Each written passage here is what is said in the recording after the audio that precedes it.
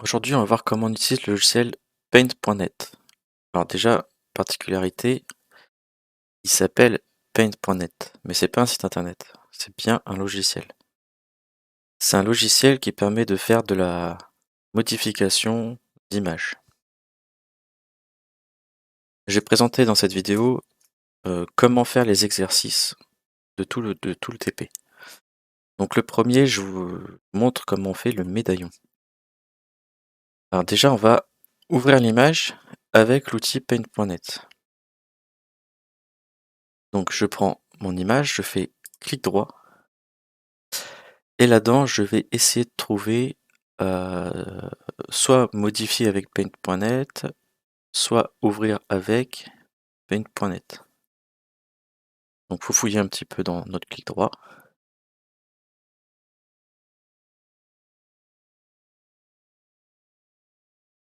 Donc le logiciel s'ouvre, il y a plusieurs choses un petit peu importantes à voir dans le logiciel. Il y a d'abord tous les outils. Là, il y a une petite barre avec les différents outils qu'on va apprendre à utiliser. Il y a les couleurs. On a les calques qu'on l'on verra assez rapidement. Et l'historique. À chaque fois que je fais une petite manip, j'ai un petit historique. Pinceau, pinceau. Vous voyez. Et je peux revenir en arrière. Ça, c'est très pratique. Donc là, ce qui nous intéresse, c'est le médaillon. Je vais utiliser l'outil sélection par ellipse. C'est celui-là. Ellipse de sélection. Quand je fais un clic, je reste appuyé sur ma souris et juste à faire un cadre. Donc on voit que ça fait une ellipse.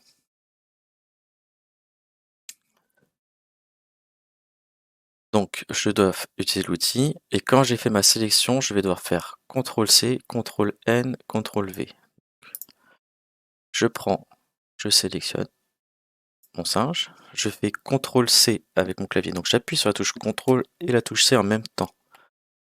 Là, l'ordinateur, il a copié ce que j'ai sélectionné.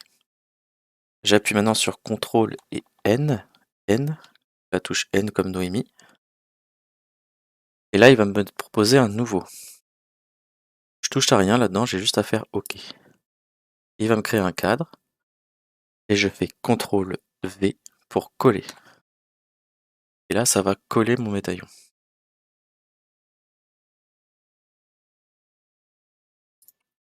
Alors, la suite de l'exercice, ça serait de faire une ellipse, mais parfaitement ronde, comme celle-ci. Alors, je vais revenir sur mon singe. Je vais reprendre l'ellipse de sélection. Je vais cliquer ailleurs, histoire de plus avoir de sélection. Et je vais faire le même exercice, donc en outil, ellipse de sélection, je clique, je fais un cadre, et là, je vais appuyer sur la touche Maj de mon clavier. Vous voyez, là, j'appuie dessus, et quand je relâche, ça revient normal. La touche Maj, c'est la flèche qui est au-dessus de la touche contrôle. Donc je prends ma sélection et je vais faire la même manip que tout à l'heure, c'est-à-dire CTRL-C pour copier, CTRL-N comme nouveau pour créer une image, CTRL-V pour coller. Alors je me retrouve avec deux médaillons, un ovale et un en cercle. Le problème c'est que si j'enregistre mon image comme ça, ben, j'ai des zones blanches là. Donc moi ce que je vais vouloir c'est supprimer cette petite zone blanche pour que ça soit transparent. Pour ce faire, je vais utiliser la baguette magique. Donc c'est l'outil baguette magique. Et quand je vais cliquer, vous voyez, ça va sélectionner ce qui ressemble à là où j'ai cliqué. Alors je vais zoomer pour bien expliquer. Donc pour zoomer, j'appuie sur la touche CTRL de mon clavier avec la molette de V vers le haut. Donc quand je clique sur un pixel, alors je vais prendre un pixel vert par exemple. Quand je clique sur ce pixel-là, la sélection, elle va regarder le pixel d'à côté. Et s'il ressemble, ça va sélectionner, etc. Ça avance comme ça. Et donc là, il m'a sélectionné pratiquement tout le singe. Mais parfois, la sélection, elle va un petit peu trop loin. C'est-à-dire, moi, je voudrais qu'il y ait moins de sélection. Donc j'ai ici la tolérance à 50%. Alors, plus je monte cette tolérance, plus il va avoir tendance à sélectionner beaucoup de choses. Et plus je la baisse, plus il faut que ça soit proche. Vous voyez là, je l'ai baissé déjà, il n'y a plus que la queue. Et plus je rabaisse, plus j'abaisse, plus j'abaisse, moins il y a de sélection.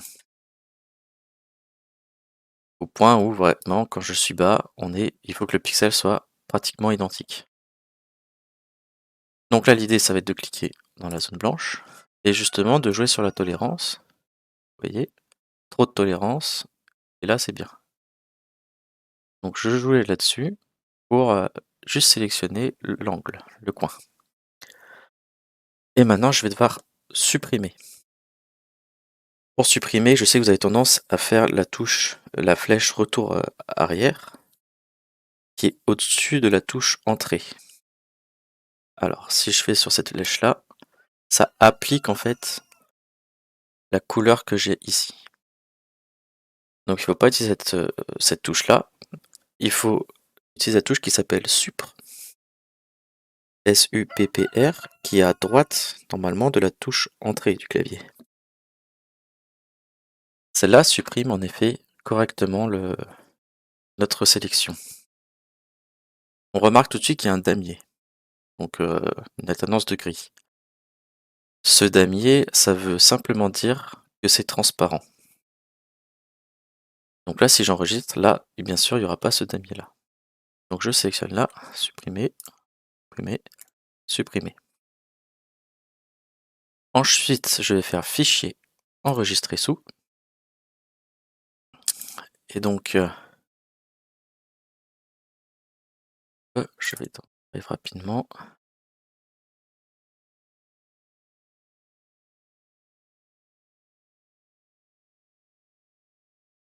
Hop, voilà. Et je vais l'appeler médaillon singe. Donc vous, bien sûr, vous le mettez dans votre dossier personnel, hein. Et surtout, je vais regarder que ça soit bien écrit là, PNG. Donc quand je clique, j'ai plusieurs formats. Donc pour rappel, le JPEG prend moins de place, mais ne gère pas la transparence. Le PNG prend plus de place, mais gère la transparence. Laisse bien en PNG, enregistrer. Là, je laisse par défaut et je fais OK. Voilà, comme ça, mon image est bien enregistrée au format PNG et ça gère la transparence. Donc, n'hésitez pas maintenant à faire sur pause, à revenir sur la vidéo, refaire l'exercice. Donc, vous devez me faire un médaillon comme ça, un médaillon comme celui-ci. Utilisez la baguette magique pour supprimer les fonds. Donc, vous mettez en pause et maintenant, je vais pouvoir expliquer l'exercice. Donc, le 3, on le fait en cours. On va faire l'exercice 4.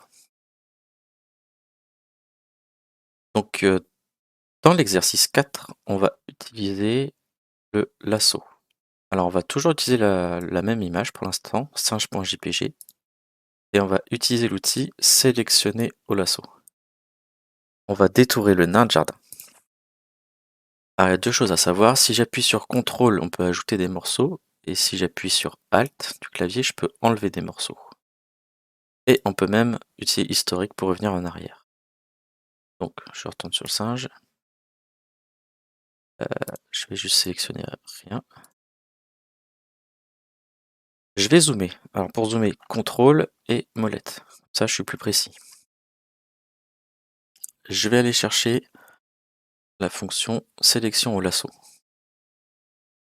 Alors le lasso, je vais le montrer à côté. Quand je clique, je reste cliquer, hop, je bouge et ça me sélectionne. Voilà. Et dès que je lâche, ça s'arrête. Si j'appuie sur CTRL et que je rajoute un petit bout, comme ça va l'ajouter. Et si j'appuie sur ALT, c'est l'inverse, hop, ça va enlever. Donc l'idée là, c'est de détourer le plus propre possible le nain de jardin. Alors pour ça, il faut bien zoomer et sélectionner comme ça. Ça demande un petit coup de main. Donc au début, je peux faire un petit peu grossièrement.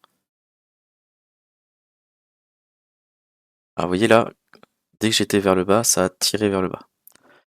Donc on n'hésite pas à dézoomer pour avoir tout notre nain quand on fait le notre lasso.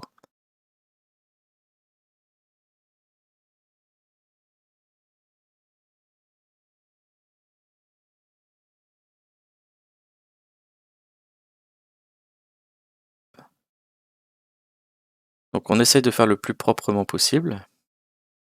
Forcément, il va y avoir des petits loupés, mais on va les corriger après.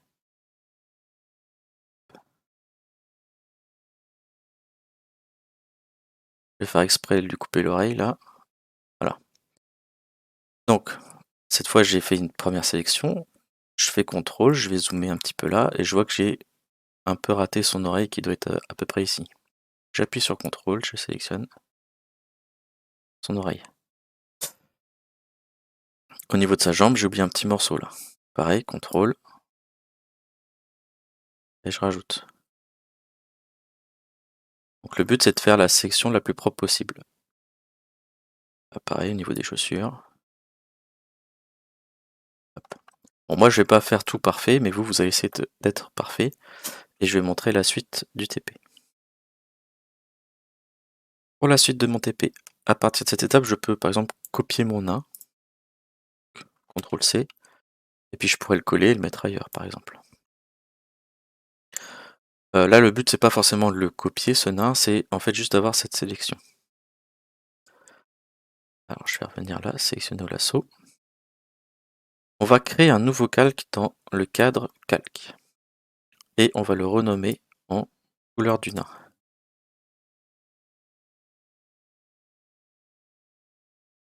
Donc ici dans calque, on, on peut ajouter un calque ici. Ajouter un nouveau calque, je fais plus. Vous voyez, ça va marquer calque 2. Et celui-là, je vais faire double clic. Et je vais l'appeler couleur du nain. Laisser comme ça, OK. Ce qui est intéressant, c'est que ma sélection là, elle est valable pour tous mes calques. Mais si je suis sur ce calque-là, si je fais des choses, ça va s'appliquer uniquement sur ce calque. Donc là, l'idée, ça va être de prendre le pot de peinture, de mettre la couleur que je veux, et de cliquer. Et si on regarde bien, on voit que le calque là, il est un petit peu rose. Donc en fait, c'est ce calque là qui a été changé. Je peux désactiver ce calque visuellement en cliquant sur la coche là, et en remettant. Et alors c'est important, si je clique ici, si je fais une modification, c'est sur ce calque. Si je me mets là, c'est sur ce calque.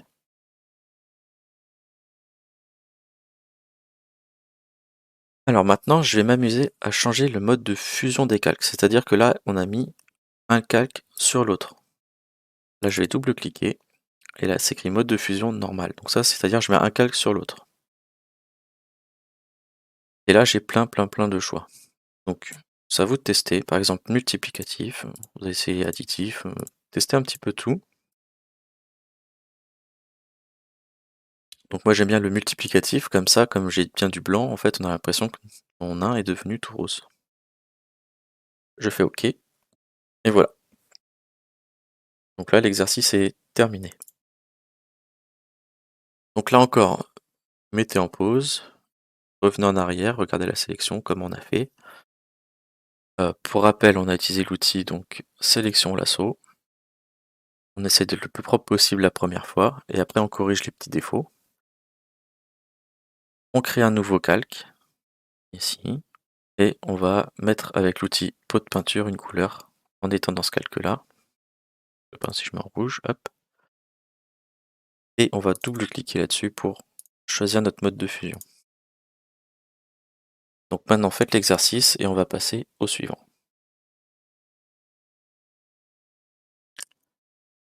Pour l'exercice 5, on va utiliser baguette magique qu'on a déjà utilisé, et en plus dégrader. Donc cette fois-ci, on va travailler avec la photo contre-jour. Donc clic droit, ouvrir avec N.net. Donc cette photo a été prise en contre-jour, c'est-à-dire qu'il y avait le soleil en face, et du coup on a couleur cramée, on va dire. C'est-à-dire que c'est tout blanc. Donc l'idée de ce TP, ça va être de prendre la baguette magique, de zoomer à chaque fois qu'on a du blanc, et de jouer sur la tolérance pour essayer de supprimer le plus possible de blanc. Moi je vais le montrer sur cette zone-là, et vous allez devoir le faire sur toute l'image. Donc je vais zoomer, et là on fait attention, il y a des petits drapeaux, donc si ma tolérance je la laisse là, il y a des chances que les drapeaux soient sélectionnés avec. Donc je dois baisser ma tolérance pour pas qu'il y ait les drapeaux. Là, ça me semble pas mal. Hop, hop. Alors là, je vais peut-être pouvoir l'augmenter un peu plus ma tolérance. Hop, les feuilles ici. Ce niveau-là, je vais mettre un peu plus. Hop.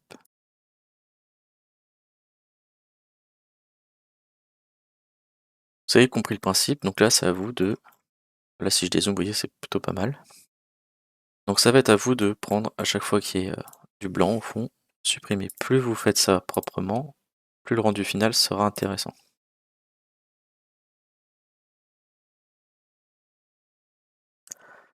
Donc une fois qu'on a fait toute cette suppression de blanc, on va, euh, on va créer un nouveau calque et qu'on va renommer ciel et en fait on va recréer un ciel bleu derrière. Donc je vais faire un nouveau calque, plus cliquer, l'appeler ciel. OK. Et là je vais modifier ce calque-là. Alors limite je vais pouvoir cacher mon arrière-plan en cliquant là. Comme ça je verrai ce que je fais.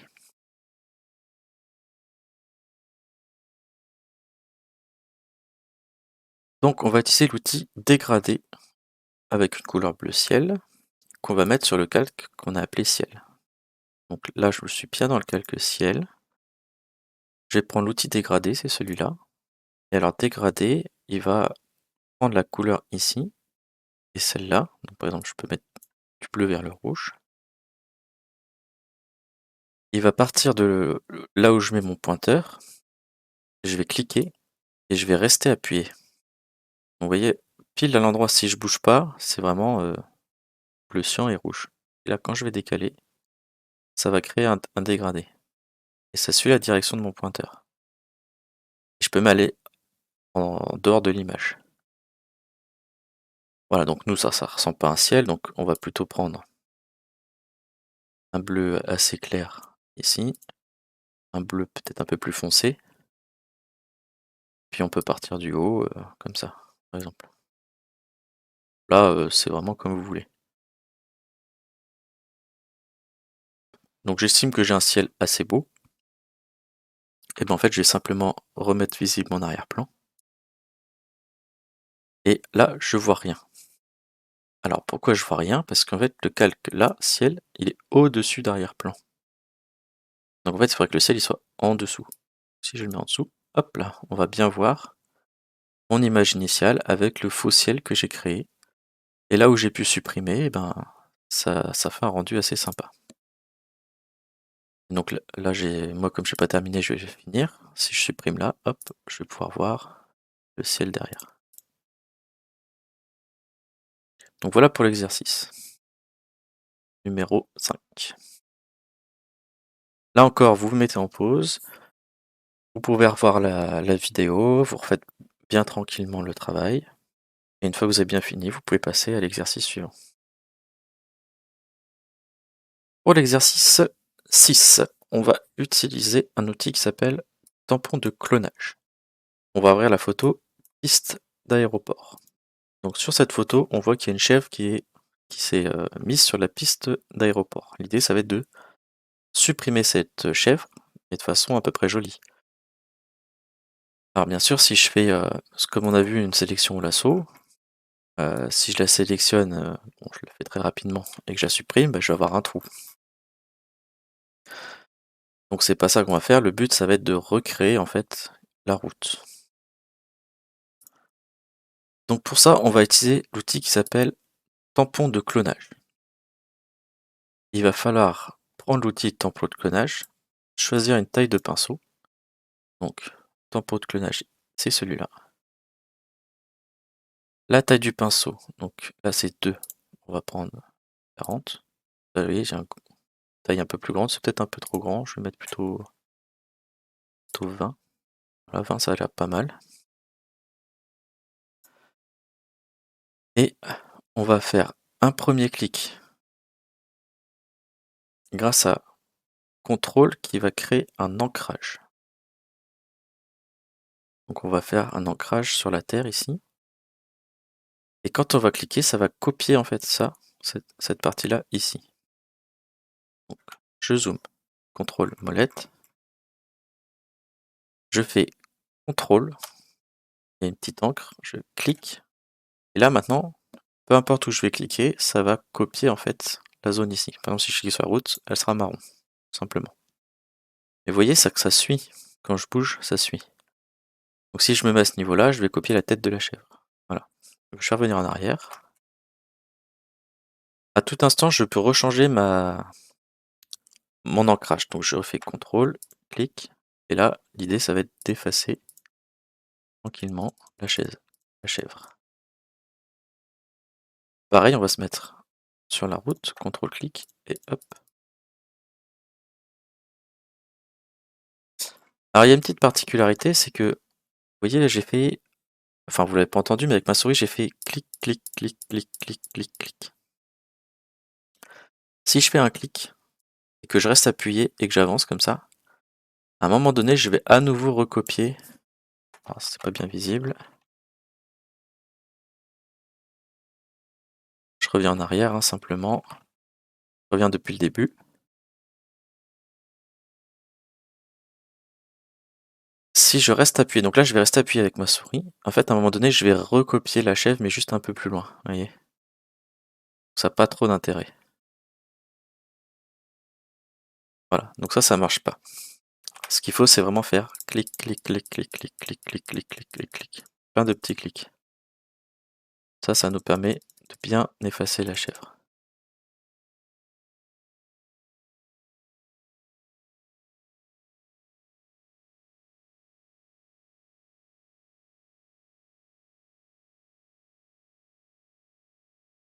Voilà, alors ça peut paraître un petit peu baveux, mais quand on dézoome, on va voir que peut-être il va falloir retravailler un petit peu cette zone-là, un petit peu cette zone-là.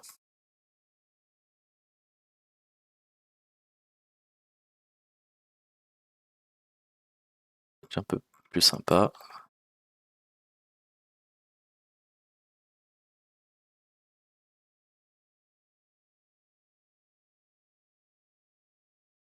Voilà. Là, quand je dézoome, on voit pratiquement plus qu'il y avait une chèvre.